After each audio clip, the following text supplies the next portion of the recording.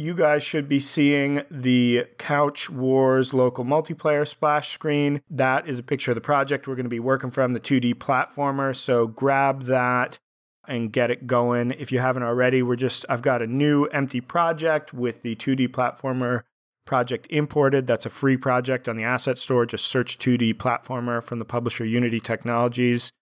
No split screen in this, as Invincible Cat asks. We are going to be doing single screen, 2-controller, local multiplayer. We'll start by modifying the project to get it working with 2 people with hands on a keyboard, and then we will hook up the controllers in the second half. So you should be seeing the Unity editor now. We've got our project loaded with the 2D platformer package imported. And so the first thing that I'm going to do is open up in our scenes folder. I'm going to open up the scene called level. This is the main scene in our game. We don't need to save this. And I'll just give this a quick test for those of you guys who haven't seen it. Let's play the scene. Going to repack our sprites. That's fine. Only happens the first time we play. All right, so we've got this little potato man here. He can shoot rockets, move to the left and the right. In this case, I'm using A and D keys. You can also use the arrow keys. Shoot rockets, and if you push the mouse 2 or Alt key, bombs away. There it goes. Keep it classy. We can drop these bombs, and if we run out of health, we will fall off the screen and restart the level. So what we're going to do is we're going to adapt this so that we can have 2 of these guys running and jumping around and controlling them simultaneously, at first via keyboard, and then second using 2 Xbox 360 controllers. Now, the first thing that we're going to do is let's just get our camera adjusted. Right now, the camera is following the player. And so I'm just going to grab my main camera, deactivate the camera follow script that's on here just by unchecking it. And I'm going to zero out the X and the Y axes to center it. And then I'm going to set the size here. The camera is in orthographic mode, which will be the case if you've loaded with the 2D defaults. And then I'm going to set my size to 18 just so we can see the whole, probably even go 17, let's see. Yeah, just so we can see the whole playing field here, the whole level without having to move the camera around because, you know, we're not doing split screen. We don't want one of the players going out of the view of the camera and not being able to be seen. Okay, so what we've got here is we've got our hero. There's a player control script which controls moving left and right and jumping. There's a lay bomb script, which allows us to lay the bombs. And then on the gun object, there is a gun script.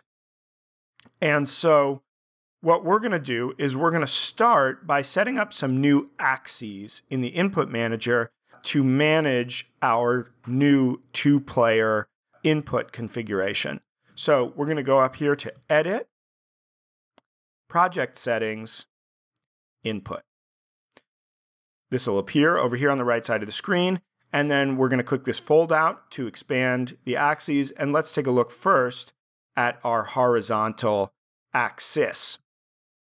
Now, I'll just take you quickly through what each of these fields are, and then we'll get into setting things up. So the first thing that we have is the name, which is a string, and this is the way this is going to be addressed via script. So we will be using commands like input.getAxis, in this case horizontal. And so we're going to use the string here to define what axis we want to be getting input from. And so this is fairly important, and we're actually going to be modifying this in a moment. The descriptive name for the positive and negative buttons is what's going to appear in the loader, which if you build a standalone version of your app, it's the little window that pops up before you launch your game and allows you to do things like choose the resolution and to remap the controls. And this will be the string that will describe what each of the buttons do in that screen. Here we have negative and positive buttons. The main ones are set to the left and right arrows on the keyboard. And then we also have alternative buttons, which in this case are set to A and D. familiar from your kind of traditional PC WASD style controls. So A to move left, D to move right. And then we have the gravity.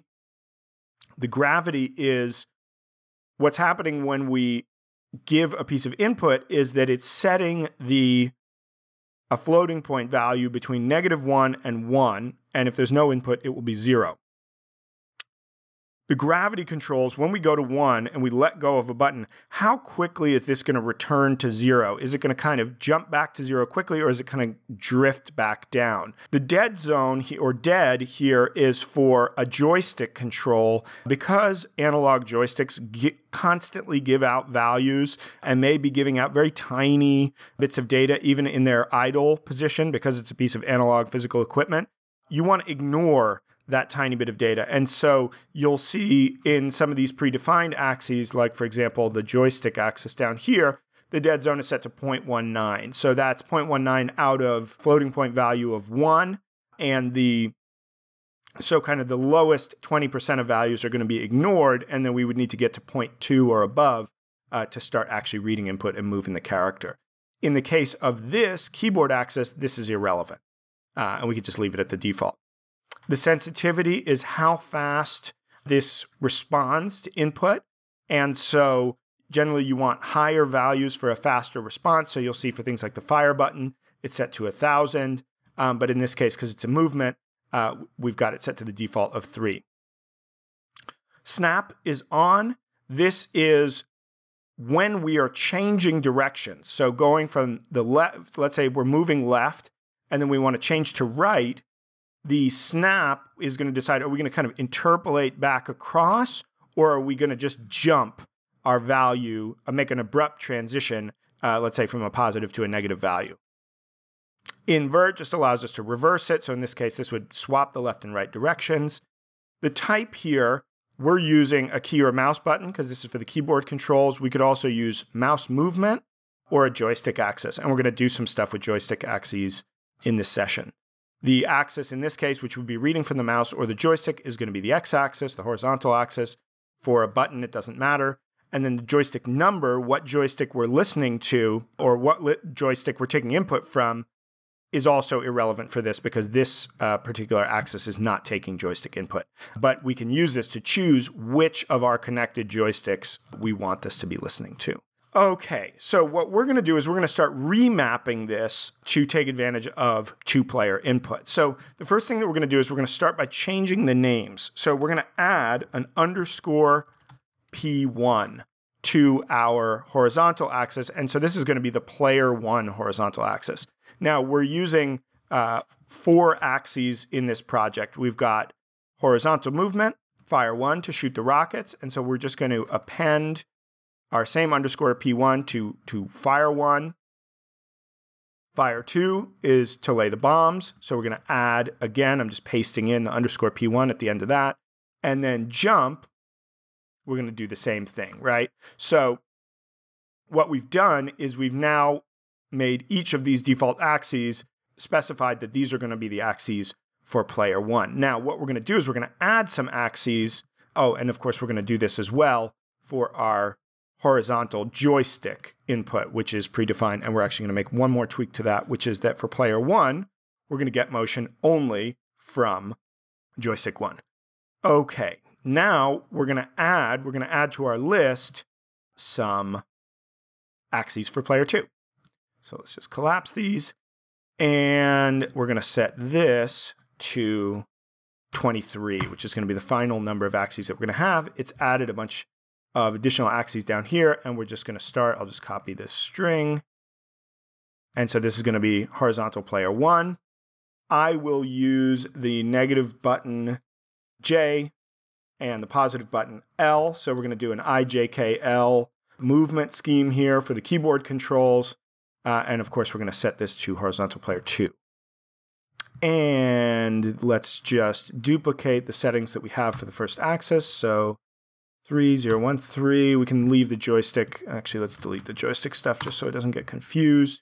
We will actually add joystick buttons here, but just for now, we're going to take that out. And that should be good for our horizontal. Let's also add We will copy. This is going to be fire 1, player 2.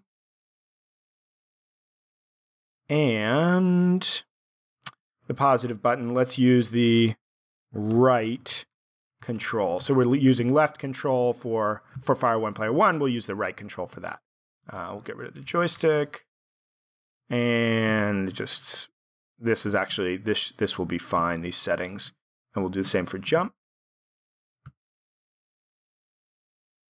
This is going to be jump P2. I'm going to use the W key, the I key, which would be like up in our IJKL pattern. Delete this. And let's, I should have put fire 2 there. Let's actually put fire 2 there just to keep things organized. This will be fire 2, P2, and we'll use our right Alt button. Jump down here just so we can kind of keep track of where everything is. This is going to be jump P2. Use that I key. That's fine. And what am I missing here? That's, oh, and then this is going to be our second. Let's just we'll set it up now. This will be our horizontal, our second horizontal player 2. This will be for the joystick. And I'll configure this in a moment when we set up the controller controls. Michael Miko is asking how I made new axes. I did this just by changing the size. It was originally 18, and I just highlighted that and changed it to 23, which will add, in that case, 5 new axes. Question is, wouldn't it be faster if I right-click on the input? Yeah, that would be fine, for sure. We could right-click and duplicate array element to do that. That's a good point. Now, doop. Yes. Okay, we can close all this up for now. Alrighty, so what we're going to do next is we're going to modify the existing scripts so that they can take advantage of those axes. So let's see here. Okay, so let's start with the player control script. So I'm just going to double click this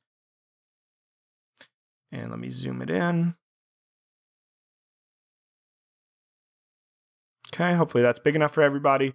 And so I'll give you a quick kind of superficial run through what's going on in the script. Please note there is a full series of tutorials about creating this project.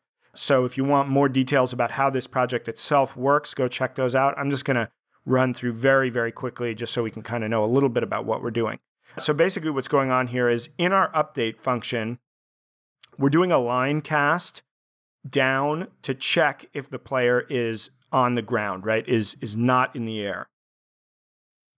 Then, if input get button down jump is true and grounded is true, meaning we're sitting on the ground, we're going to set our Boolean, our public Boolean jump, which defaults to false, to true, right? Meaning it's okay to jump.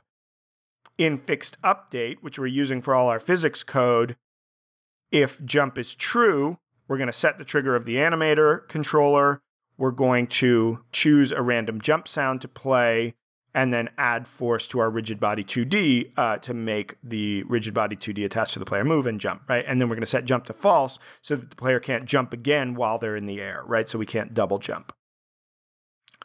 Also in fixed update, we've declared a float called h, and we're setting that to equal the value currently coming in from the horizontal axis, right? So we're using input.getAxis horizontal to set h to equal the input from our horizontal axis. Then here we are making sure that we're not reaching the max speed, right? We're not going to exceed the max speed and add force to the player. And you can see all this stuff is commented pretty nicely in these scripts, so you should be able to kind of go through and puzzle it out if you're curious. We don't actually need to work with any of this. What we're just going to do is change the strings here that we're using.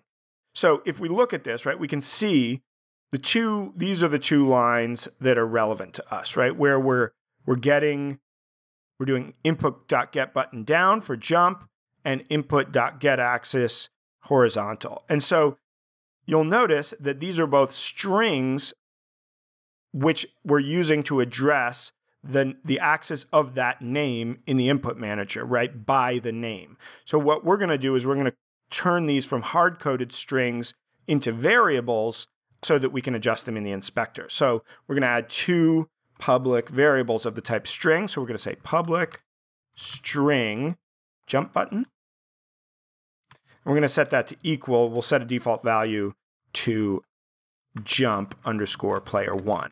And then we're going to do the same thing for public string. We'll call this horizontal control. And that's going to also default to horizontal underscore player 1. And now we're just going to replace the hard-coded strings with our string variables. So here, jump. Make sure you get rid of the quotation marks. And horizontal control. Boom. And that's actually all we need to do for the player control script. Let's save. Jump over to the editor, and then we will see when this updates that the player control script now has these additional fields with correct default values for player 1. So our jump button is going to be jump player 1, right, which is the jump axis, the original jump axis, and then we have our horizontal P1 movement axis. Well, let's now do the same thing for the lay bombs script. So we're just going to double click that to open it up. And just really, really similar what we're going to do here. Here, we're checking if input.getButtonDown fire2 is giving us a positive value. And then we're going to check also if bomb laid, this Boolean, public Boolean bomb laid is false, right? So a bomb hasn't been laid and our bomb count is greater than 0. Then we're going to instantiate a bomb. Now, let's just take a quick look at the bomb script, and what we'll see, this is kind of one of the first potential issues here. The way that the bomb script is telling the player that the bomb has exploded is by finding the player object with tag here in awake and getting a component reference to lay bombs, which it's storing in this lay bombs variable. So we have a private variable of the type lay bombs, right? The class lay bombs called lay bombs. So we're getting a component reference there so that we can set the values. But the problem with that is if we have 2 players and we're finding game object with tag, it's just going to find the first one and ignore the other one. So what I'm going to do here is I'm actually just going to deactivate that. I'm going to take out the check for if a bomb has been laid, and I'm going to take out setting bomb laid to true. And so now the player will be able to lay multiple bombs up to the number of bombs that they have. So, you know, certainly there might be a more elegant solution there, but for this, I think this will be totally fine and is totally fine gameplay-wise. So let's save that. Oh, sorry, let's add our string, right? So we're going to add a public string called bomb button and set it to equal fire2 underscore player 1, and then we're just going to add that in where we're checking for our fire2 input. Save. And then in the editor, we're just going to edit our gun as well, our gun script. Okay, Bob Swinkle's asking, can we just replace jump with jump player 1? No, because what we're going to do is we're going to duplicate this player to make our second player, and we want to be able to define where he's getting input from in the editor, not hard coding it in the script. I mean, you could say if it's equal to, you could do some other more spaghetti-like code, but I think this was the cleanest way I thought of to do it. So let's do the gun script real quick. Exact same workflow here. Just going to open it up. I'm just going to go straight in. We'll just add our public string gun button. Set this to equal fire1 underscore player 1. And yeah, here again, we're just checking if get button down fire1 is positive. We're going to set the animation trigger to play the animation, play our audio clip, check if the player is facing right, and then instantiate the rocket facing right, and otherwise fire a rocket to the left, right? So the direction the rocket goes in is based on the direction the player is facing. Okay, let's save that. Jump over to the editor, and then we should see that appear here. There we go. Okay, good. Now, that is all we need to do for the control scripts. There's one other thing in here that's set up in a way that we're going to want to change, which is the health bar. If you take a look, we've got this nice green health bar that scales and gets shorter as the player gets hit and also changes color. And so, but the issue with this is that it is an independent object that's just following the player. And what we're doing is in the player health script, we're getting a component reference to the sprite renderer and scaling it and changing the color. What I'm going to do is I'm going to do, and so if we take a look, let's go down to our player, open our player health script here. We can see how that's happening. So here we have a private variable of the type sprite renderer called health bar.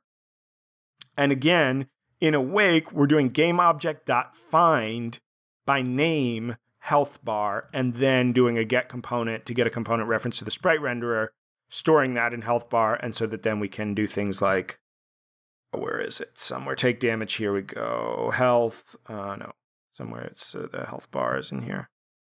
Update health bar, here we go. Health bar.material.color, and then we're lerping between the two colors, and the local scale, we're scaling the size, right? So what we need to do is just have a public reference to this sprite renderer, and we're going to leave out this find because, again, it's going to find it, but if there are more than one, it's just going to find the first one, and then we're only going to have one of our players with a health bar. So I'm going to comment that out, and then we're just going to make this a public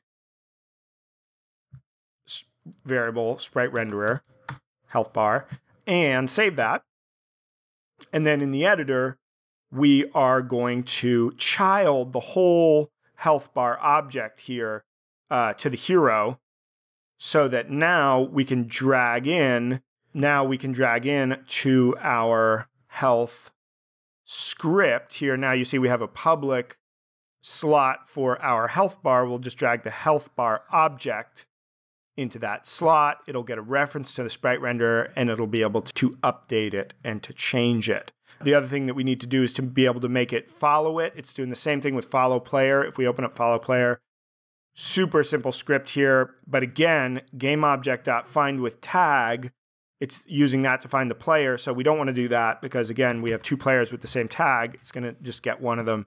So, again, we're just going to make, so we're just getting the transform, right, and storing it in player. So what we're going to do is just do that by dragging. We're going to take this transform, make it public, save it, and then over here, we are going to, this should appear, there we go, there's our reference to our player, right, and we'll just drag in the transform, the game object for the hero, which will get a reference to the transform. And now, let's just confirm that that works. So there we go, it's following our player still, and the, and updating the values. Now my, yeah, so that's good. Okay, so now we can actually duplicate. We've done the work that we need to do. Now we can just duplicate this player. So let's call this hero P1, and then we're just going to hit Command D or Control D in the editor to duplicate him in the hierarchy. And name this one hero player 2, and let's move him to the other platform here. And now all we need to do is to change these strings, right? So now this is going to be player 2. Player 2. In the lay bomb script, we're going to set this to player 2, and then the gun is going to be the same. Also player 2. And so the health, because we dragged in references that are all attached to the same object, you'll see this will just maintain that, right? So here, the reference is now to hero player 2. The health bar is there. Now, let's just give this a quick test. We've redefined our axes for player 2. And let's just make sure they're working. So yeah, so I'm pressing J and L. We can move. Get stuck here.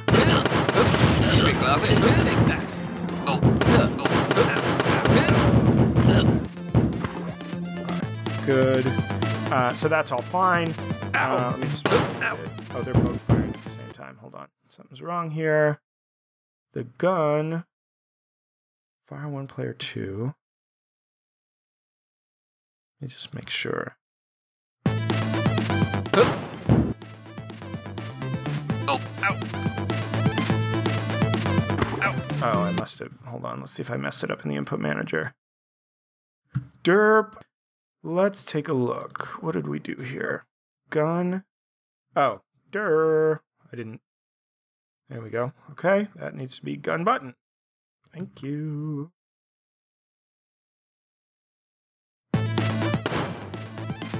There we go. Okay, all is well. So, for those of you guys who may have followed me making that mistake, I forgot to paste the gun button string into the check for input here in the gun script. I was just zipping along a little too fast for my own good.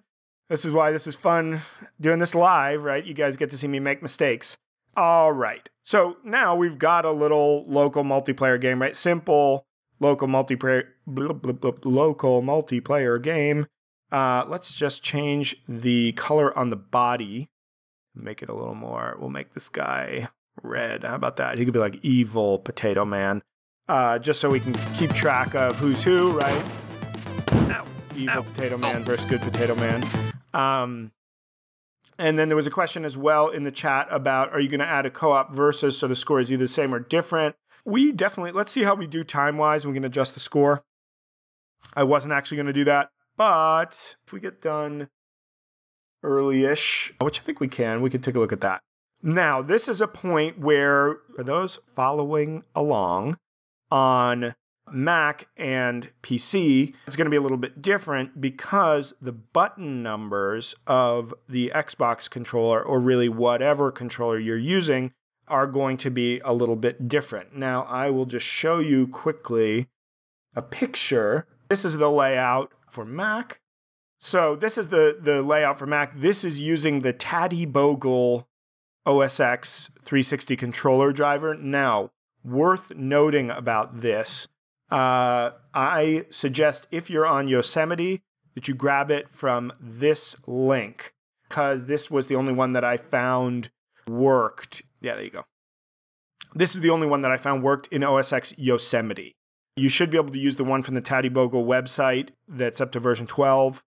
That'll work fine for other operating systems, but if you've upgraded to Yosemite like me, you're going to need to grab this unofficial one to get two controllers to work. One was working fine with the old driver, but anyway, I'm sure that'll change over time. So for those of you watching on YouTube, you can probably safely ignore that. Okay, and then we also have controller numbers for the PC for Windows, where you will not need a driver. You can just hook up your, because it's both Microsoft products, you can just hook up your Xbox 360 controller, and these are going to be the button numbers. So instead of 16, 17, 18, 19, we have 0, 1, 2, 3. And actually, I'm pretty sure these will just work by default in Unity because it's mapped out that way. You'll still need to do some tweaking for the two controller support, and that's what we're going to do now.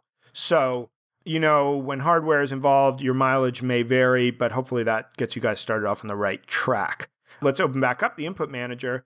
And so what we're going to do is we have already predefined our horizontal axis, which we renamed horizontal player 1. And this has set up a joystick axis, right? So this is set to joystick axis. The axis that we're reading is the x-axis.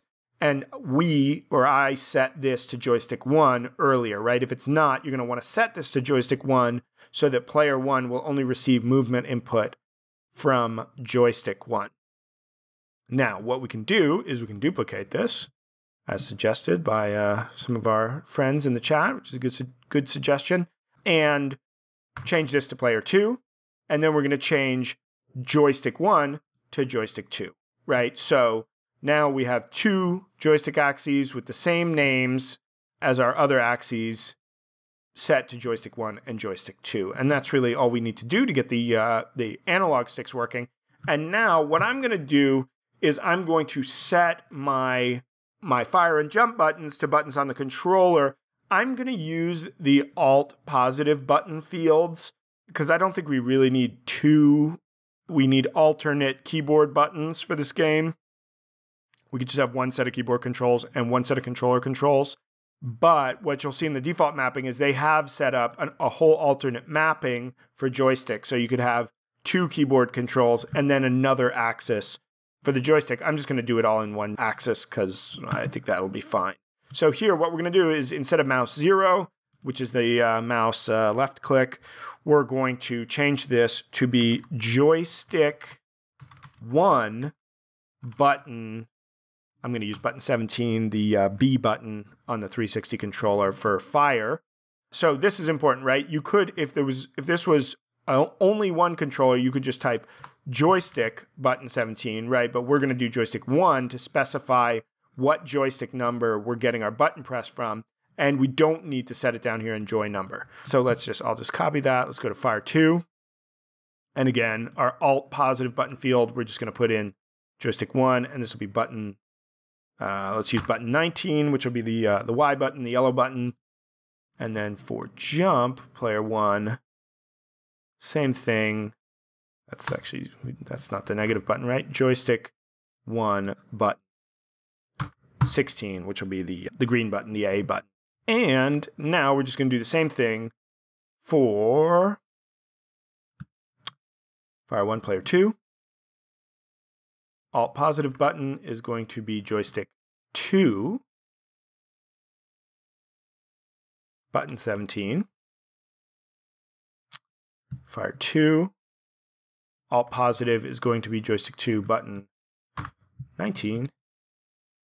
And jump is going to be, alt positive is going to be joystick 2, button 16. And now that should be good. So we've redefined our horizontal joystick axis, right? Which is going to be, whoops, no, we didn't. Wait, why is this? Oh, sorry, that's the keyboard. Let's just double check this. Here's horizontal player 2. Yeah, joystick. It's a joystick axis. And on the x-axis, enjoy number 2, and that should work. And now let's give it a quick test. Grab my controller here, and yes, player 1 is working. Ow. Shoot. Ow. Player 2 is getting robbed. You can grab the bombs. I defy you. I defy you. Bombs away. All right, cool. So he's working. Barely alive.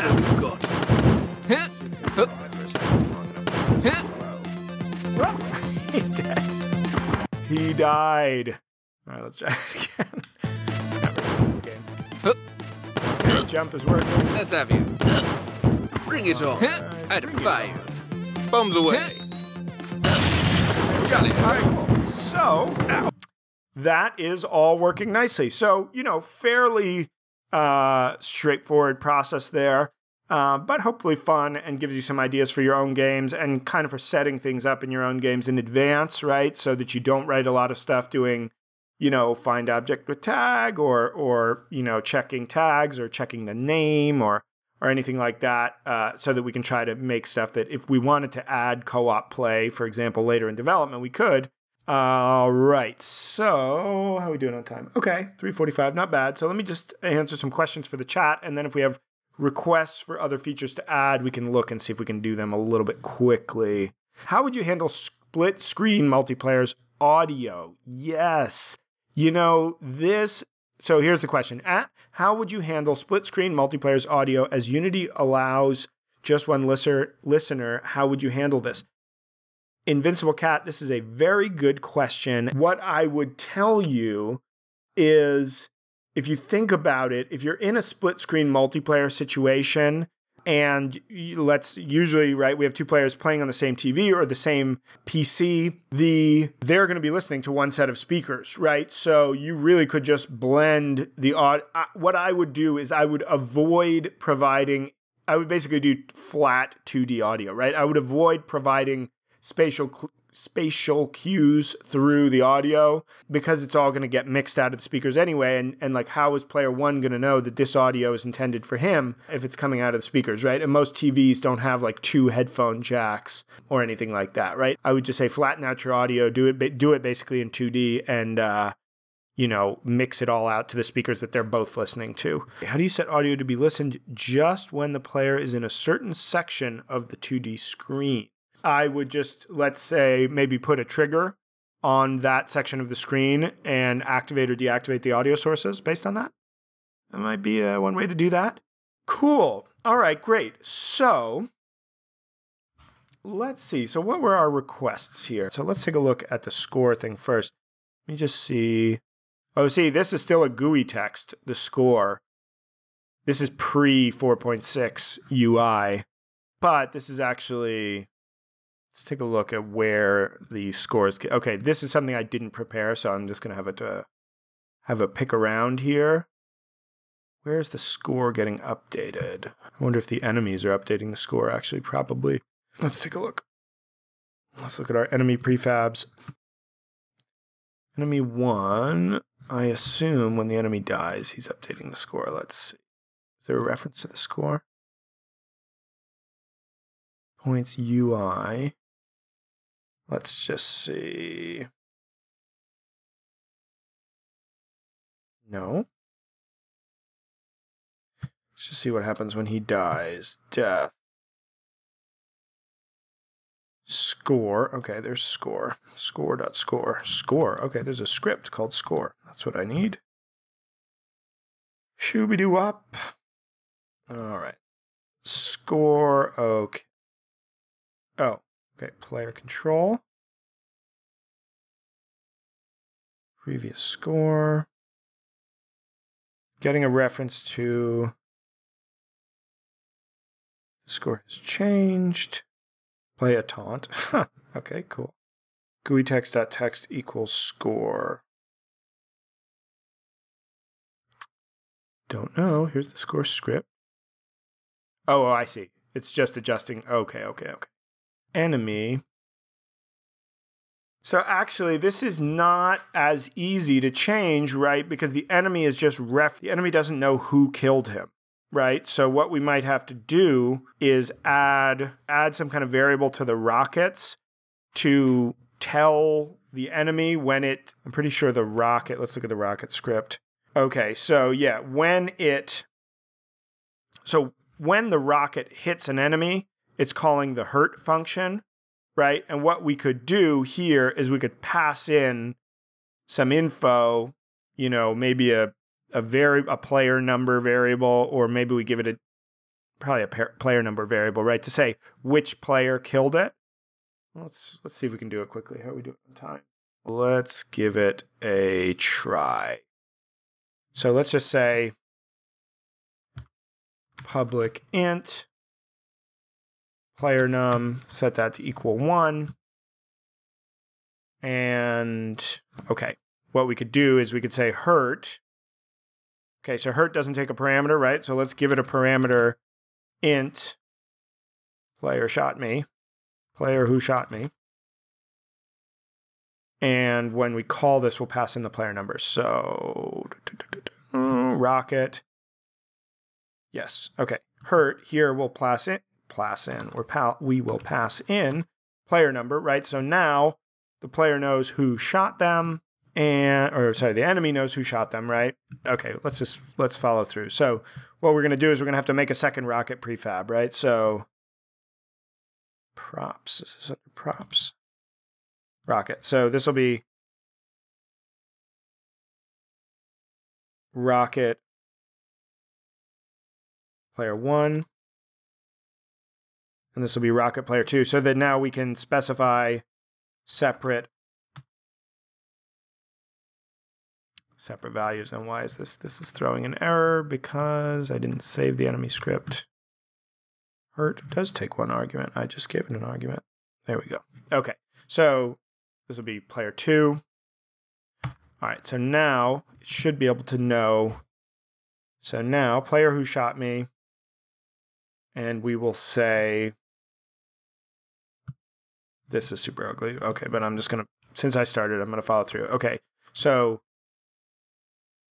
let's add, we can add a private int called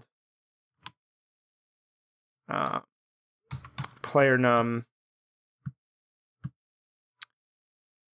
And in hurt, there's certainly a better way to do this, but we'll just say player num equals player who shot me. And then here, I'm just going to do this kind of a little bit hackishly. What is score? Score script. Getting a reference to that. Game object find.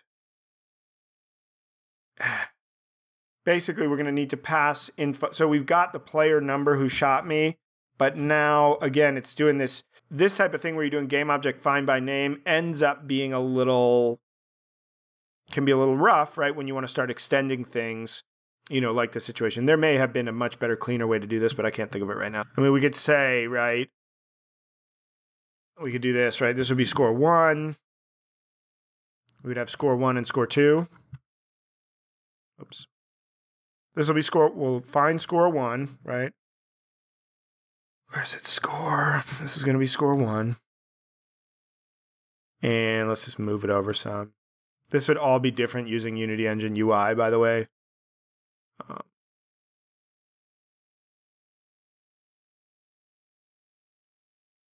So drop shadow as well. And then we're going to make, this will be score 1 shadow. Score 2. I'm just going to leave off the drop shadow for now. And now, right, we could say find score 1. Find score 2. So score 1 is this, score 2 is this. And then I feel like this is ugly, but we'll just do if player num equals 1. We'll update score 1, right? Else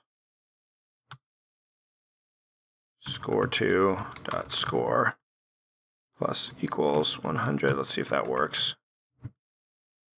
I feel like this is not elegant, but let's just see. I think it'll work.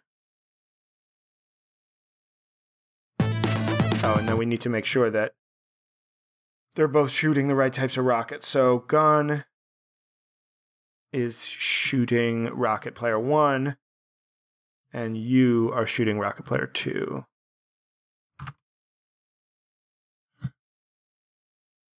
Dupe. Okay, now let's try and see if it works.